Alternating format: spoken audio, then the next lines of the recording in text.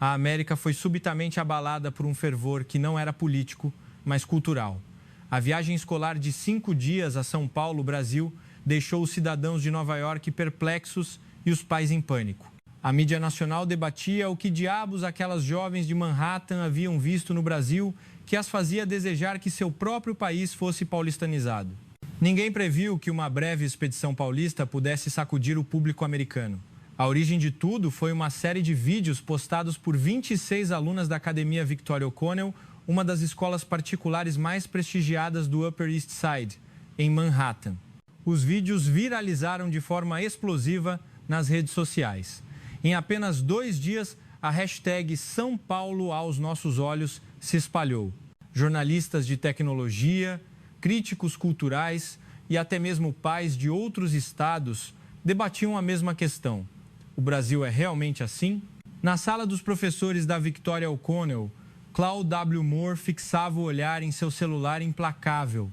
As notificações pipocavam, convites de entrevistas de TV, e-mails do conselho escolar e mensagens urgentes de pais ansiosos para saber quando a viagem a São Paulo poderia ser reencenada.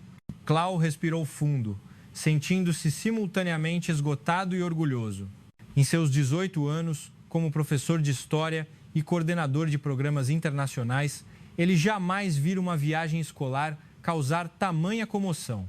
Ele relembrou a fase de planejamento, 1 ano antes, quando o nome de São Paulo surgiu pela primeira vez como destino. Clau enfrentou o ceticismo típico dos pais da alta sociedade de Manhattan, banqueiros, advogados de grandes escritórios e médicos renomados, acostumados a enviar seus filhos a Paris, Tóquio ou Buenos Aires e não a São Paulo. É seguro? O que eles vão aprender lá? As perguntas se repetiram incessantemente nas reuniões do comitê escolar. No entanto, Clau insistiu. Ele queria que as alunas vissem um mundo mais amplo do que as cidades globais que elas já haviam visitado dezenas de vezes. E agora, vendo as jovens exibirem suas experiências, Clau sentiu que sua intuição fora recompensada. Os vídeos virais mostravam facetas de São Paulo que muitos americanos nem sequer imaginavam. Ruas movimentadas, mas organizadas. Transporte público moderno e imaculado. Bairros comerciais vibrantes e ativos até tarde da noite. E o que mais chocou, a sensação de segurança que permitia às meninas caminharem pela cidade com entusiasmo. Em um dos vídeos mais populares, 3 alunas riam despreocupadamente em uma calçada da Avenida Paulista às 23 horas, com a legenda "Mais seguro que caminhar em Manhattan depois do jantar". Os comentários do público americano variavam entre admiração, inveja e escárnio de suas próprias administrações municipais. Clau sorriu ao ler. Se soubessem o quanto ele próprio se surpreendeu durante a viagem, talvez entendessem por que os vídeos de suas alunas explodiram. Ele havia visitado mais de 35 pascalizes, da França ao Peru, e sempre se considerou imune ao choque cultural. Mas São Paulo, com sua inesperada cordialidade e eficiência, conseguiu abalar suas crenças sobre o que um grande centro urbano moderno deveria ser. O alvoroço não era apenas online. Na Academia Victoria O'Connell, os telefones tocavam sem parar. Pais exigiam que São Paulo fosse um destino obrigatório no ano seguinte. Alguns até sugeriram que a escola formasse uma parceria especial com instituições paulistas. A diretora, antes hesitante, agora aguardava ansiosamente o discurso de Clau na grande reunião da escola na próxima semana. Clau desligou a tela do celular e olhou pela janela. Manhattan estava banhada por uma luz dourada naquela tarde, mas sua mente estava em São Paulo, a cidade que ele conheceu por apenas 5 dias, mas que lhe deixou a impressão de ter vivido ali por meses. Ele sabia que o mundo queria saber o que realmente havia acontecido naquela viagem.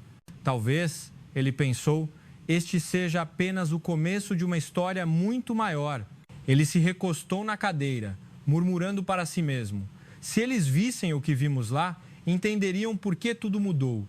E então, Clau se preparou para escrever o relato completo que chocou a América, a começar pela breve visita paulista que nunca esperaram ser tão monumental. O avião pousou suavemente no Aeroporto Internacional de Guarulhos, quando o relógio de bordo marcou 23h07. Da janela, Claude W. Moore viu as luzes da pista se estenderem como fios dourados. Aquela hora da noite, ele não tinha grandes expectativas para o aeroporto. Talvez estivesse silencioso, escuro, como a maioria dos grandes aeroportos em operação reduzida. Mas ao pisarem na passarela que levava ao Terminal 2, a suposição se desfez. Eles foram recebidos por uma luminosidade clara e um espaço imaculado. O terminal estava surpreendentemente vibrante, mas sem o caos de um aeroporto à espera da madrugada. Os pisos de mármore refletiam a luz, como se tivessem sido polidos minutos antes. As alunas trocaram olhares não verbais. Algumas sacaram os celulares para gravar. Isso é surreal. O lugar parece novo, murmurou Lily Hall, uma das estudantes. Clau concordou. Mesmo como um adulto que havia passado por dezenas de aeroportos globais, ele se pegou olhando ao redor. Não havia excesso de anúncios sonoros, não havia longas filas e os funcionários do balcão de informações estavam eretos, sorrindo calorosamente, mesmo beirando a meia-noite. Enquanto o grupo seguia para a imigração, um oficial de uniforme impecável se aproximou. Seu crachá dizia claramente João P. Dias. Com um sorriso em inglês fluente, ele disse: "Boa noite, bem-vindos a São Paulo. É o grupo da Victoria O'Connell? Por favor, sigam-me. Preparamos uma fila especial." Clau quase engasgou. Eles não haviam solicitado nada de antemão. Sem confusão, sem tumulto. Uma fila dedicada para a imigração, aberta apenas para o grupo deles. As alunas olharam para Clau, como se perguntassem: "Isso é normal em São Paulo?" Clau apenas levantou uma sobrancelha. Ele próprio não tinha a resposta. Nos guichês de atendimento automático, o processo foi ainda mais fácil do que esperavam. As telas ofereciam suporte em múltiplos idiomas, incluindo inglês cristalino. Quando uma aluna teve dificuldade em posicionar o passaporte, o senhor João se aproximou rapidamente e a orientou com paciência, sem um pingo de pressa, sem o rosto cansado ou a indiferença típica dos oficiais de imigração de grandes nações. "Pronto", ele disse, gesticulando para que seguissem adiante. Clau olhou para o relógio. 14 minutos desde a entrada na imigração, um recorde para uma viagem escolar. O périplo continuou para a esteira de bagagem. Em JFK, Clau estava acostumado a esperar por mais de uma hora, torcendo para que as malas não se perdessem no pandemônio. Mas aqui, telas exibiam o status da bagagem em tempo real. E não demorou muito para as malas surgirem, uma após a outra, de forma absurdamente organizada. "Isso é o padrão aqui?" perguntou Sophie, uma das alunas. Clau apenas riu levemente. "Aparentemente, sim." Fora do terminal, o ar quente e úmido de São Paulo os envolveu. O ônibus de turismo já os aguardava. O motorista, Sr. Shen, fez uma reverência educada e o saudou em inglês. O ônibus estava limpo, cheiroso e os assentos eram macios, como se tivessem sido recém-instalados. A viagem até o hotel abriu um novo capítulo para a curiosidade das alunas. Pela janela, a rodovia por onde passavam estava iluminada, mesmo após a meia-noite. Os carros se moviam em um ritmo cadenciado, sem a sensação de ameaça que Clau frequentemente sentia ao retornar a Manhattan depois das 22 horas. Quando o ônibus adentrou a área urbana, veio a próxima surpresa. Lojas de conveniência ou padarias ainda estavam abertas e iluminadas. Clientes sentavam-se calmamente no interior. Mulheres andavam sozinhas, sem pressa. Em Nova York, essa cena seria um luxo perigoso. Aqui, parecia a parte normal da vida urbana. Clau observou os rostos de suas alunas. Elas estavam agora coladas às janelas, fascinadas pela vida noturna paulistana, aparentemente intocada pelo tempo. O que viam não era uma cidade estranha, era uma cidade que parecia recebê-las de braços abertos.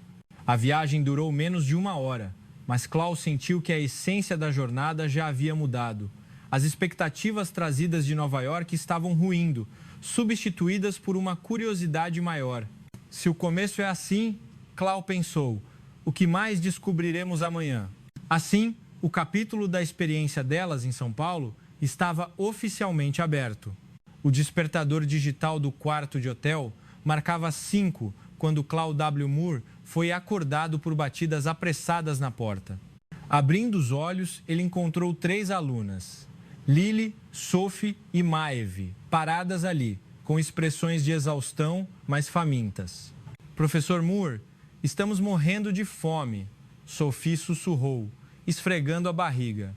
Clau percebeu que, para corpos acostumados ao fuso horário de Nova York, o jet lag fazia 5 horas da manhã em São Paulo parecerem um jantar tardio.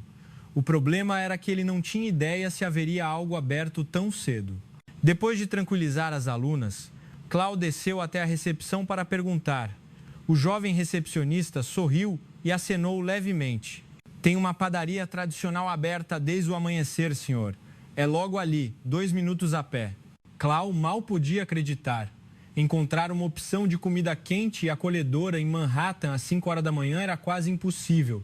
Mas aqui, a cidade parecia acordar antes mesmo do sol nascer. Ele voltou ao andar e reuniu mais 7 alunas que também não conseguiam dormir. Juntos, eles caminharam sob a luz fraca de São Paulo. O céu ainda estava escuro, mas as ruas já fervilhavam, com pessoas correndo, trabalhadores se preparando para o dia e tias montando suas barracas de café da manhã com uma calma produtiva. Um ritmo de vida sereno, mas vibrante. Logo, eles encontraram a padaria. Um letreiro simples e limpo dizia: Pão quente da Dona Fátima. O vapor saía de uma grande máquina de café e o cheiro de pão fresco e café forte era irresistível. Dentro, alguns clientes locais estavam sentados pacificamente, lendo notícias no celular, como se fosse um ritual matinal imutável. Uma senhora de meia-idade, vestindo um avental, abriu um sorriso radiante ao ver o grupo de estrangeiros entrar. Bom dia, ela disse gentilmente e então complementou em português simples, mas caloroso. Café e pão na chapa? O que desejam? Clau assentiu. Sim, por favor. 8 cafés e pães. Dona Fátima se moveu com agilidade. Em pouco tempo, bandejas de pão na chapa, pão francês grelhado na manteiga e pão de queijo quentinho, acompanhados por xícaras de café com leite fumegante, estavam diante deles. As alunas observaram os pratos com curiosidade sincera.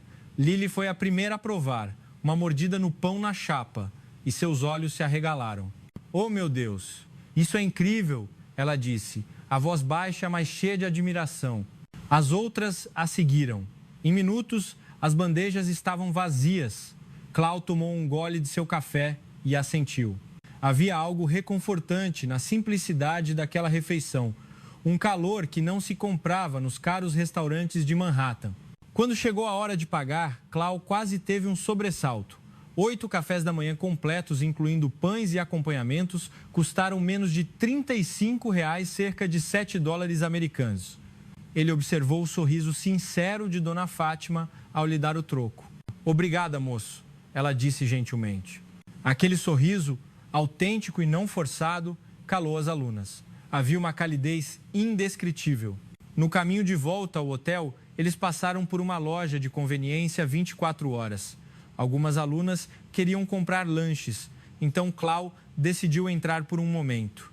Assim que as portas automáticas de vidro se abriram, um sopro de ar-condicionado e o cheiro de salgados e doces os atingiu. As prateleiras estavam organizadas meticulosamente e a variedade era estonteante. A loja parecia mais limpa e organizada do que a maioria dos mini-mercados que Clau frequentava nos Estados Unidos. O jovem atendente, Pedro, os cumprimentou com um sorriso amigável. Bom dia, bem-vindos. Posso ajudar em algo? Ele perguntou, em um inglês mais fluente do que Clau esperava. As alunas correram para a seção de bebidas, maravilhadas com a variedade. Guaraná, açaí, sucos tropicais e iogurtes locais. Elas acabaram comprando várias bebidas apenas por curiosidade. Perto do caixa, Lili notou um totem de serviços multifuncional. Professor Moore, você pode pagar contas de luz, comprar ingressos e até enviar encomendas por aqui. Clau leu as opções na tela, acenando em admiração. Aparentemente, sim. O processo de pagamento foi rápido e o caixa continuou amigável, sem o olhar de desconfiança típico que eles recebiam por serem turistas. Tudo era fácil e tranquilo. Ao saírem da loja, o sol começava a subir atrás dos arranha-céus da Avenida Berrini. Clau parou e olhou em volta. Pessoas se moviam calmamente, pequenos negócios já estavam abertos, as ruas estavam limpas. O ar da manhã trazia o cheiro confiante de uma cidade que estava pronta para começar o dia. Ele percebeu algo. Em Nova York, a conveniência 24 horas geralmente significava risco ou custo alto.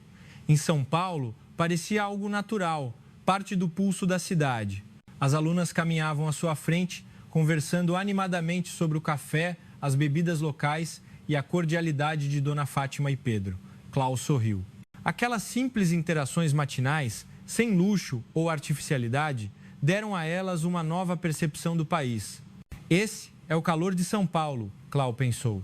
E isso era apenas a primeira manhã.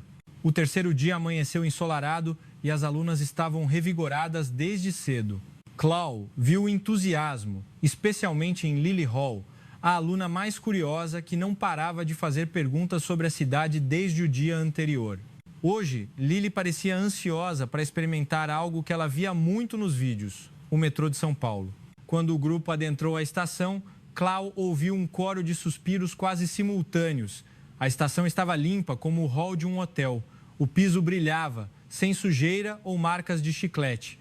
As paredes eram nítidas e o ar estava fresco, sem o cheiro de umidade ou o barulho caótico de metal rangendo, como no subway de Nova York.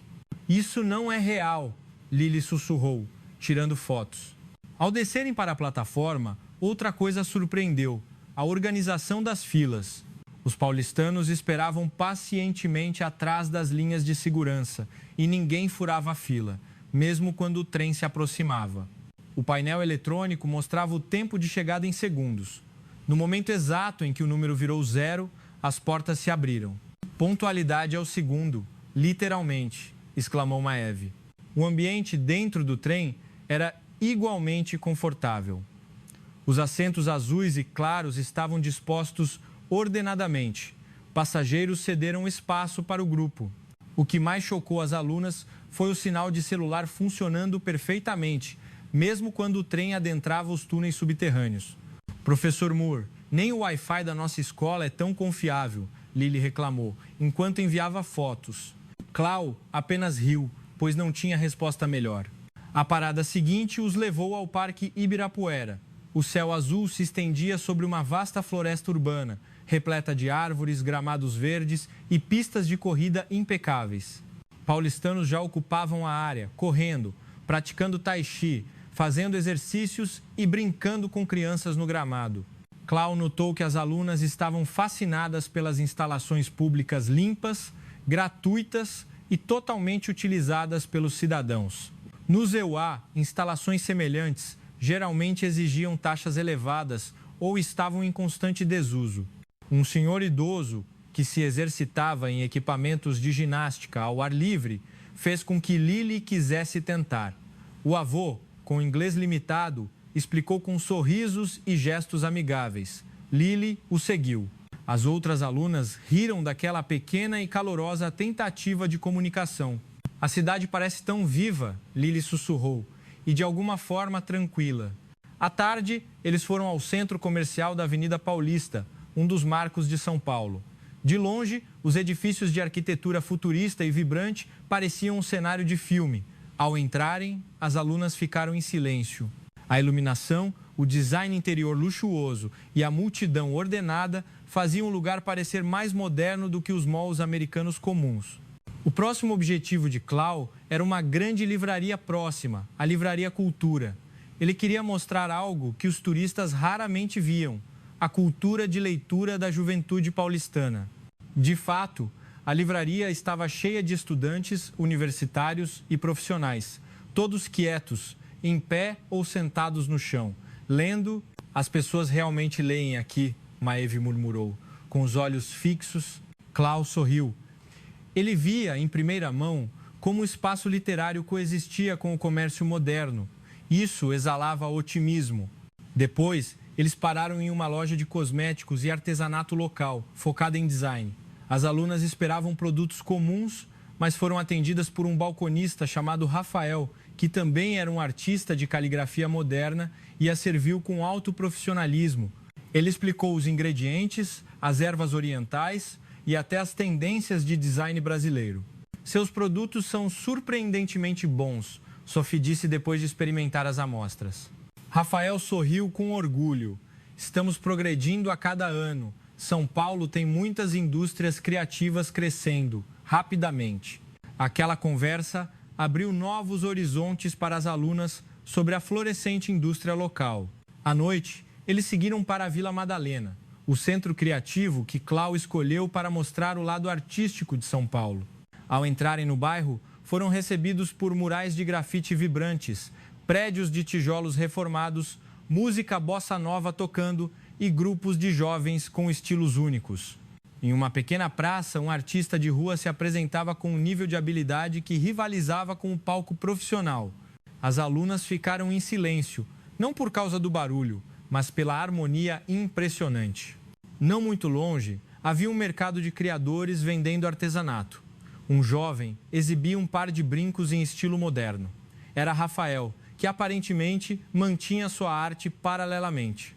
Lili e suas amigas compraram várias peças, impressionadas com a fusão entre cultura tradicional e design contemporâneo.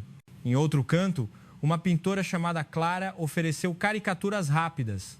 Uma das alunas se sentou e, em minutos, Clara produziu um retrato artisticamente vibrante, que fez todo o grupo aplaudir. O ambiente era seguro, iluminado e criativo, parecendo um espaço público que apoiava talentos jovens. Clau viu as alunas pararem por muito tempo, absorvendo a energia do lugar, como se tivessem acabado de descobrir algo vital. Enquanto caminhavam de volta para a estação do metrô, Lili sussurrou: "Professor Moore, sinto que esta cidade tem uma alma moderna, mas muito calorosa." Clau olhou para a aluna e assentiu. São Paulo não era apenas moderna, era viva. E a pulsação de sua juventude estava moldando um novo rosto para a cidade. O último dia sempre chega rápido demais. Clau W. Moore sentiu isso ao abrir as cortinas do quarto de hotel naquela manhã. O sol quente de São Paulo entrava, mas havia uma melancolia que ele não podia ignorar. Hoje, eles voltariam para casa. Ele sabia que as alunas não estavam prontas para deixar o Brasil. A primeira parada foi a Rua Oscar Freire e as lojas de design de Pinheiros. Era um centro comercial repleto de produtos de design local de alta qualidade. De artesanato a vestuário, tudo parecia um museu cultural vivo e palpável. As alunas foram imediatamente atraídas por padrões modernos, cerâmicas elegantes e a variedade de cafés especiais que perfumavam o espaço. Os atendentes as cumprimentavam educadamente, sempre detalhando cada produto, desde a história do grão de café até como cuidar da porcelana. Clau notou que as alunas, que geralmente se entediavam rapidamente com compras, estavam concentradas e gostavam do processo de escolha de lembranças. Sophie, a aluna mais emotiva do grupo, segurou um lenço de seda com um padrão azul escuro. "Isso me lembra a calma das noites paulistanas", ela disse suavemente. Ela decidiu comprá-lo sem hesitar. Do centro de design, eles seguiram para duas construções icônicas, o Mercado Municipal e as ruas históricas adjacentes. Clau havia visto fotos, mas estar no coração daquela construção centenária dava uma sensação diferente. As alunas caminhavam cautelosamente pela área do mercado, fascinadas pelos aromas, as cores vibrantes das frutas tropicais e o movimento organizado. O guia explicou o espírito de tolerância onde o comércio conviviam em harmonia. Quando saíram do mercado e viram a cidade moderna ali ao lado, Sophie pareceu limpar os olhos. É tão bonito, não apenas a arquitetura, mas a mensagem que transmite, ela balbuciou. Clau sentiu o mesmo. Em um mundo frequentemente cheio de conflitos de identidade, aquela harmonia entre tradição, modernidade e diferentes crenças parecia esperançosa. Naquela tarde, eles se dirigiram ao aeroporto GRU. O ônibus andava devagar, como se o tempo estivesse diminuindo. O clima dentro do ônibus era silencioso. As alunas olhavam uma última vez para as ruas de São Paulo, os edifícios, as pontes, as árvores nas calçadas. Tudo parecia um fragmento de memória que elas queriam guardar para sempre. Ao chegarem ao aeroporto, Clau percebeu que a luta para segurar as lágrimas estava apenas começando. Enquanto as malas eram descarregadas e os bilhetes de embarque preparados, as alunas se aproximaram dele, uma por uma. Professor Moore, podemos voltar? Sophie perguntou com a voz embargada. Clau acariciou o ombro da garota. Eu espero que sim, eu realmente espero. Enquanto caminhavam para o portão de embarque, várias alunas olharam para trás, tirando fotos do terminal moderno e limpo. Elas não queriam esquecer nada daquela viagem. Quando o avião decolou e as luzes de São Paulo diminuíram lá embaixo, alguns soluços suaves foram ouvidos nos assentos. Clau fechou os olhos, deixando as lembranças dos últimos dias se repetirem como um filme. 2 dias depois, o avião pousou em Nova York. O ar frio de Manhattan os recebeu, um contraste marcante com o calor paulistano. No desembarque, os pais esperavam ansiosamente. O choque veio imediatamente quando seus filhos se atropelaram para contar as experiências extraordinárias em São Paulo. Os rostos dos pais se transformaram em surpresa. Eles têm internet nos túneis do metrô e as pessoas andam seguras à noite. Você pode imaginar? Você deveria ver o metrô deles. É mais limpo que o nosso aeroporto. Clau viu que os pais estavam em silêncio, despreparados para uma narrativa tão positiva e cheia de admiração. Poucos dias depois, o alvoroço começou. Os vídeos postados pelas alunas durante a viagem viralizaram em todas as plataformas de mídia social americanas. Internautas comparavam a infraestrutura de São Paulo com o estado atual de várias grandes cidades do EUA. Houve admiração, houve indignação, mas o mais chocante foram as centenas de comentários questionando por que os EUA não poderiam fornecer serviços públicos tão bons quanto os do Brasil. A Academia Victoria O'Connell foi inundada por pedidos para realizar o programa de São Paulo no ano seguinte. Os pais, antes hesitantes, agora exigiam que a escola olhasse para o Sul. A diretora convocou uma reunião especial com Clau. Queremos que você lidere um seminário sobre o Brasil. O cartaz nem foi divulgado e o auditório já está lotado. No dia do seminário, o auditório de 3 andares estava realmente sem um assento vazio. Clau compartilhou seus relatos sobre a eficiência, a cordialidade, o transporte moderno, os espaços públicos e a atmosfera da cidade que havia mudado a maneira como suas alunas viam o mundo. Surpreendentemente, dezenas de novos alunos se inscreveram para aulas de português após o seminário. Alguns até começaram a rastrear a música e os filmes brasileiros que descobriram por recomendação das alunas recém-chegadas. Naquela noite, Clau sentou-se perto da janela em sua casa, olhando para Manhattan. Seus pensamentos voltaram para a primeira manhã em São Paulo, para a recepção calorosa de Dona Fátima, o milagre do metrô, a música de rua na Vila Madalena e as lágrimas das alunas ao deixarem a cidade. Ele sorriu levemente. São Paulo as havia mudado. E talvez, ele pensou, sem que eu percebesse, também me mudou.